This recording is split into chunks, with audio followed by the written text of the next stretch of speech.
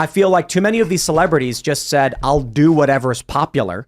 And now it's blowing up in their faces because they ended up saying, wait, hold on. I can't support that. Not to mention, it's this really weird circumstance where you do have massive popular support for Palestine, critical of Israel, but you have major corporations that aren't having none of it. A lot of these celebrities are concerned they're going to lose money, they're going to lose jobs, they're going to get fired if they're critical of Israel.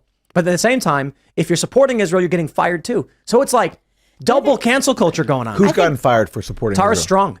Tara Strong. Who's that? She's a voice actress. She got fired without notification because she was posting a bunch of stuff on Twitter like, I stand with Israel, people were kidnapped and what Hamas is doing. And then they abruptly post saying, we'll no longer be working with her on the show. And she's like one of the most famous voice actresses Okay.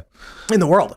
I haven't heard of that. My whole life, I've seen people getting canceled and smeared and fired for criticizing Israel. So, I mean, no one should be fired for their political views. I still think, though, the overwhelming trend is towards targeting people for being critical of Israel. I do agree. And I think that's why a lot of these celebrities are just like, this is why you're seeing a lot of people on the left calling out Black Lives Matter now, because these leftist institutions, these activist organizations that are critical of Israel, pro-Palestine, are unabashedly coming out and saying like, nah, we're in support of this. And then it comes to an extreme degree where you have BLM Chicago posted the paraglider. You had several rallies in New York where the activists were actually cheering for Hamas explicitly. And I'm not saying Palestine. They were saying things like those hipsters, got kidnapped and taken. I'm sure they're doing fine, things like that. People are losing their jobs for that for sure. And now you've got those what was it? The Wall Street investors putting up a list of the people they will not hire. Right. They were saying that there's certain universities they won't hire from. You have James Lindsay going out there saying don't hire college graduates, which is fascinating. I mean, he's saying that for all of his very specific James Lindsay reasons. Yeah. Not like the Israel thing.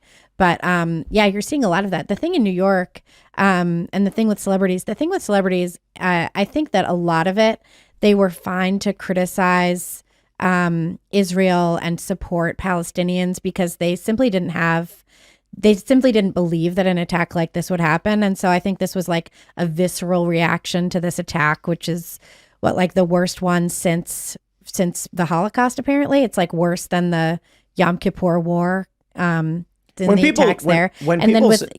When people say it's worse than the Holocaust, I'm like, okay. Well, it's not worse than the Holocaust. Sorry. It's like the biggest day. Since. Yeah, that's what they I'm mean. like, okay, but there's a dramatic, huge difference. 6 million, 1,400, 6 million. Yeah, and so look, the issue here is the only thing that I care about is the zealotry. Is like you had one individual who I won't name calling for, I'll put it this way. She said the only reason not to nuke Gaza is because the fallout would affect Israelis. And I'm like, that's insane.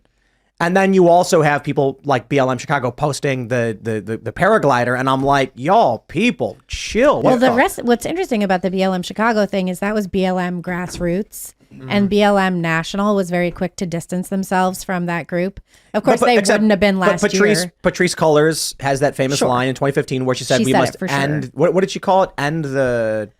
I don't remember, but I remember seeing end the project or whatever that is called Israel or something she called it. Yeah. Mm-hmm. But in New York, when you see activists pulling down American flags and putting up Palestinian flags and stuff, that's not a new sentiment in New York. That's a long. I mean, I lived in Bay Ridge, Brooklyn for a long time, which is a very Arab neighborhood.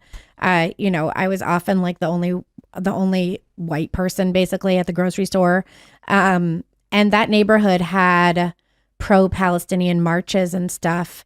Every couple of weeks, every month or so, you would walk outside and see these big gatherings of people essentially opposing Israel and being pro-Palestinian. And that's in a neighborhood that's very Arab, but it's also like got a lot of Jews in that neighborhood. So I wasn't that surprised to see that erupt I was surprised at how many people there were, but that is a long-standing sentiment coming out of Brooklyn for sure.